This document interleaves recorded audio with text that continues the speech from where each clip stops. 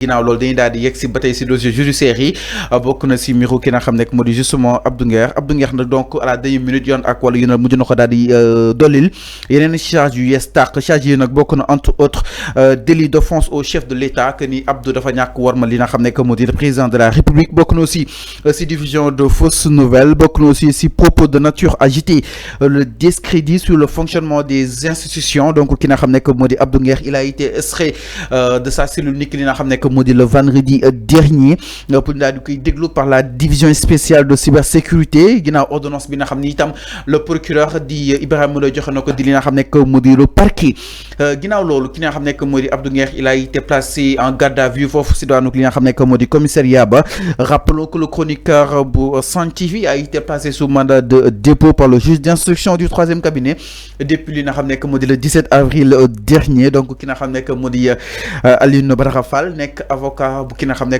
moo di Abdou Nguer moo daal di confirmer yooyu li nga xam ne moo di information allant dans ce sens donc jàpp ni itam Abdou il a été une fois inculpé pour des chefs d'inculpation entre autres justement de délit d'offense au chef de l'État, division de fausses nouvelles et de propos de nature agitée, les discrédits sur le fonctionnement des institutions à fond. Alors peut-être ma bàyyi la nga xuus si concrètement par rapport ak li nga xam ne moo di justement le fait que ñu daal di koy extrait de sa cellule dossier bi instruction bi nga xam ni itam tijji nañ ko enquête yi di daal di wéy moo waral ñu daal di war a mën a indiwaat li nga xam ne que moo di ay charges yi jëm si moom. Oui mais c'est ce que j'ai dit.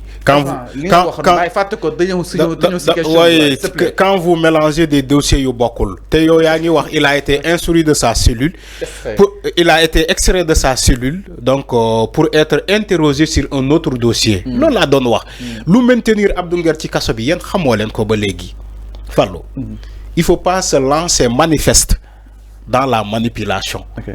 Je ne parle pas pour toi, mais pour vous et les Badara Gadiaga et autres. Abdou Nguer, boo gisee justice bàyyi ko ba léegi. Parce que ce dossier-là est en instruction. Ce dossier-là dañoo ubbi ay enquêtes yu approfondies. Enquêtes yi ñoo nekk di feeñal lii. Il y a des charges qui ont été retenues tout récemment le vendredi contre ce Abdou Nguer-là. Man je ne parle pas, je ne peux pas enfoncer Abdou Nguer.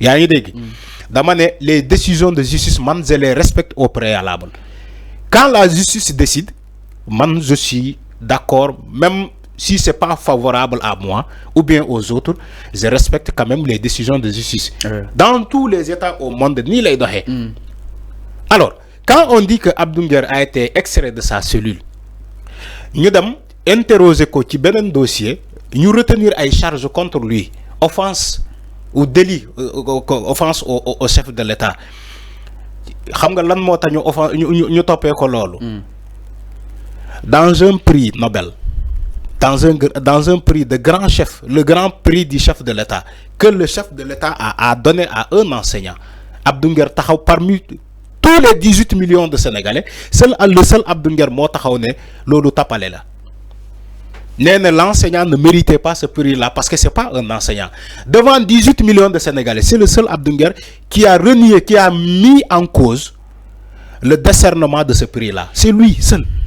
Alors deuxième bi il a toujours saboté des institutions fii lay toog di tirer sur des institutions l'institution le chef de l'État c'est une institution comment il peut être dans un plateau en train de caricaturer le chef de l'État en train de caricaturer donc les institutions là donc c'est des faits yoo xamante ne tous les Sénégalais ont vu ces images là devant tous les Sénégalais devant tous les Sénégalais donc loolu dossier bu bokkul la c'est un autre dossier à part la man souhaité wu ma kenn kaso nee naa la Abdou Nguer yow quand même man toog naa fii jéem ko xelal mu andi ma kii frère am ñëw na fii waxtaan nañu donc je n'ai rien contre lui c'est juste je suis en train d'analyser les faits les charges qu'ils ont retenues donc contre Abdou Nguer arrêtez de mélanger les dossiers yi bokkul bu leen mélanger dossiers yi justice doxul ci dara yi caaxaan. dossiers yi bokkul bu leen mélanger dossiers il faut nga xam ni Abdou Nguer lu ngi koy toppee division de fausses nouvelles Ben Azoura Fall lu ngi koy toppee insulte saaga publiquement. déedéet voilà. déedéet diffusion de discours contraires aux bonnes mœurs. Fallou moo tax ma ne la yow yaa ngi réer non. maanaam ay kàddu yoo xam ne kenn waru ko yëkkati si kaw société Fallou non avant ñu waxtaan rek. Fallou yow quand tu n'as pas raison tu commences à sourire Fallou. Il y a des termes purement juridiques. dinaa la jàppale. Il y a des termes purement juridiques. kenn comparé wul dossier parce que li si Abdou Nguer du si ki nga xam ne que moo di Azoura Fall. mais c'est un fait boo xam ne mi ngi fii et que les gens ñu bëgg see addu cherchons pour am raison j'ai pas cherché à avoir raison sur ce dossier dama laissé laaj sa xalaat donc Arfan ni yàlla waru sori keccac ma si soy wax sa analyse que ni Fallou da ngay chercher pour avoir raison non en fait je ne cherche pas pour avoir raison c'est une question que je t'ai posée ma ne est-ce que nekkul instruction bi peut-être moo tax ñu war a mën a déceler après li nga xam ne tamit gis nañ ko si concrètement. Si tu avais posé une question comme ça je l'aurais pas. Yo, tu étais dans la défensive. Tu dis ouais, comment on peut laisser Azoura Fall Fallou man xamna fi ngay waxé sénégalais ngay lëndëmal même pas man bi nga jakarlo ak yow. Man je sais quand une personne pose une question quand une personne pose une question indépendante. Tu es indépendant dans cette question, je sais que tu es indépendant. Mais quand tu poses un café Régis, il faut mais Fallou quand tu poses une question bo xamantene yo tu as déjà pris la défense de Abdou Nguer. Je sais. Non, même pas, enfin, voilà, donc pas pris sa défense. Voilà, j'ai dit Azoura Fall a été interpellé pour diffusion de discours contraires aux bonnes mœurs. Dama la koy fateli. Gis nga képp ku ñu japp ci injure publique dañ lay notifier injure publique lañ la jappé. Il a été condamné pour injure publique comme Assane Diouf. Mais Assane Diouf binduñu ci son dossier que dañ ko japp yobbu ko kasso pour une diffusion de discours contraires aux bonnes mœurs. Mais dañoo né directement injure publique.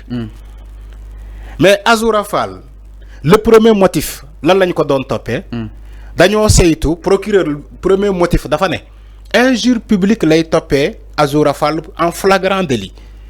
Mais ba muñ démé ba avocat Azoura Fall yi taxaw né ko dédé selon la loi selon les textes Mouno topé Azoura Fall injure publique parce que la victime ou bien les deux victimes n'ont pas porté plainte. Voilà, Mame Mbaye Niang ak Macky Sall. Qui le justice bi xolaat dossier yi xam effectivement pour moi am injure publique selon maître Bamba Cissé, je l'ai lu. Donc je l'ai écouté. Donc qui le justice bi juge yi xolé documents yi les textes nous rendre compte que ces avocats là ont raison. Après qu'est-ce qu'ils ont dit? Ils ont dit légui comme Macky Sall et Mame Mbaye Niang n'ont pas porté plainte contre Azoura Fall, maintenant dañ koy topé pour diffusion de discours contraires aux bonnes mœurs. C'est ce qu'ils ont dit. C'est ce que la justice a retenu contre Azoura Fall. Moi, nous placé sous mandat de dépôt. Alors, placement sous mandat de dépôt, moi, je dañ koy juger le 22. Maintenant, en attendant du jugement, les avocats de Azoura Fall dañoo dugal donc une mise en liberté provisoire pour ñu bayyi Azoura Fall parce que ils ont présenté un document à caractère juridique bi woné ni que Azoura Fall il traîne des troubles mentaux. Donc lolu mo am il faut que ñu fateli ko Fallou il faut pas se verser dans l'amalgame ou bien se verser dans la manipulation. Man jappalewuma Azoura Fall jappalewuma Abdou Nguer. Je suis pour la vérité.